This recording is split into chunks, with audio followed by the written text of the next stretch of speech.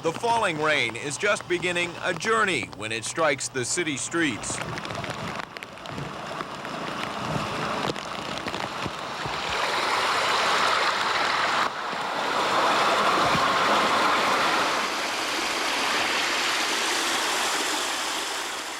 It's a journey through the sewer system and eventually into the White River. This is the Pogues Run sewer, the city's largest. And for these employees of the Department of Public Works, Pogues Run is the office. It's their job to make sure everything flows smoothly through these tunnels. Normal rain will pretty much come up to about here, just fill the floors. Heavy rainfalls and steady rainfalls, after the various lines catch up with each other, we'll fill the tunnel to about here. I wouldn't want to be around if it was full. These men are proud of what they do because what happens down here is awfully important to anything happening up here. As downtown grows and changes, developers find they need to be as aware of what's under their projects as they are of what's in the neighborhood. That's one of the basic studies, is what's underground. How much of it, what would it cost to either relocate, or how much of it's not feasible relocating, which would it has the effect of determining design and also project costs.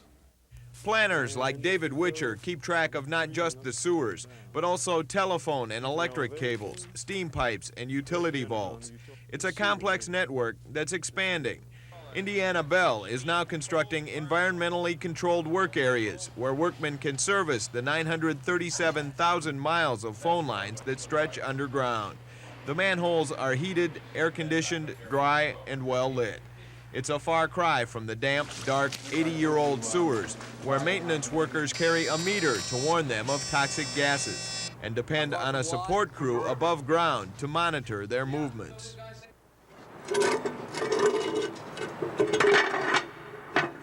We don't go in the hole unless we test it. Yes, we've lost 2 people some years back, so we're very safety conscious. There are 2,000 miles of sewers underneath Indianapolis. This one, a storm sewer, winds along a 4.5-mile route. It amounts to little more than an enclosed creek, giving rainwater a path to follow on its way to a larger stream. Intriguing as they are, sewers and utility tunnels are not exactly unique. You can find them under any big city. But if you look below downtown Indianapolis, you will find some things that are pretty rare. Included is the city's steam system. It's one of the largest in the country. An inside look in the next report.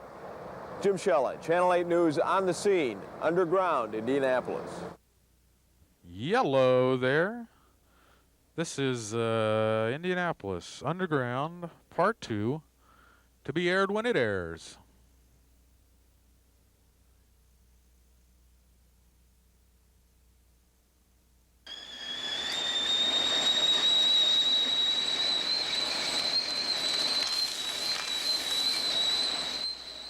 Boiling water creates steam.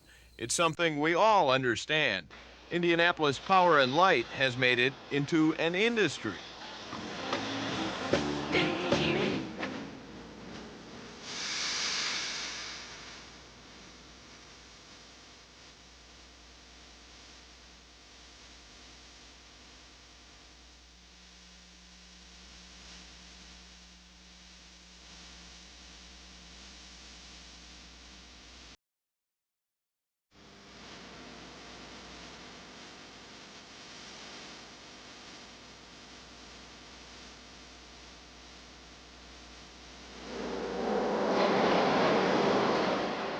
The steam IPL sells is created in pipes that pass through boiler walls, pipes which lead to all corners of the downtown business district. It's the cheapest source of energy for the downtown Indianapolis area where we serve. One reason steam is cheap is because the system is so old. Portions date back to the 1800s. And there is another reason IPL holds on to its customers. If you had to build your own boiler, then you have to meet the current pollution regulations, which are stringent and getting more stringent. In fact, those regulations could soon account for a rate increase for the more than 500 steam customers in Indianapolis. Those customers get the steam from beneath the city streets.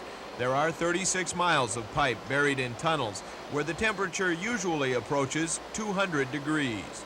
There are only 3 steam systems in the country larger than this one. It's a system designed primarily to heat buildings, but a number of other uses for the steam have been discovered. Doctors use it to sterilize surgical tools, and computer firms use it to keep humidity at a constant level. Restaurants use it for cooking. Tailors use it for pressing.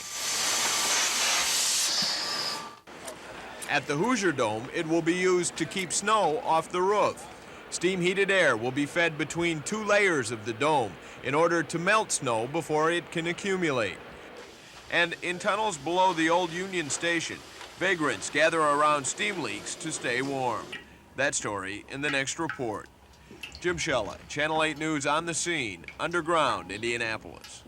Part 3 of the Indianapolis Underground series to be aired whenever it airs.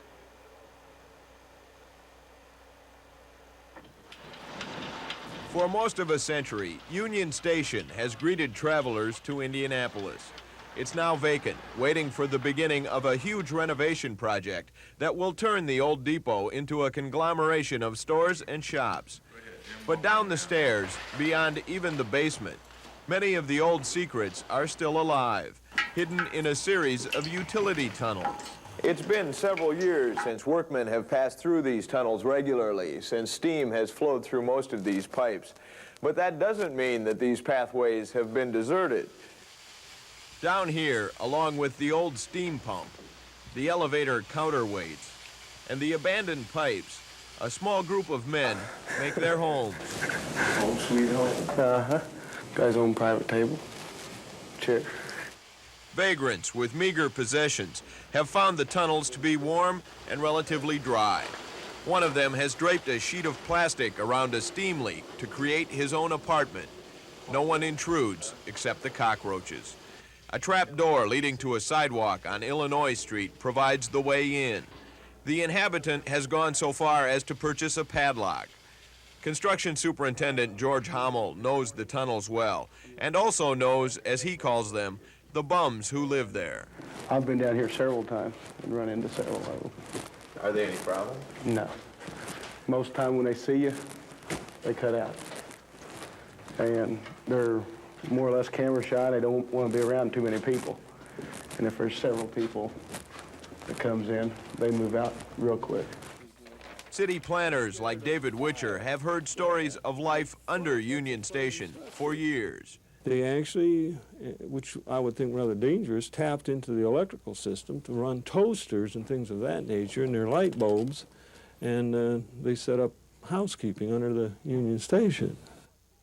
Once full-scale construction begins inside the depot, the residents will be chased out permanently, or so it's said. It's been tried before without success. In the meantime, you can find Union Station dwellers searching through garbage or wandering nearby streets, waiting for the sun to go down, waiting for the time when it's safe to go back home again.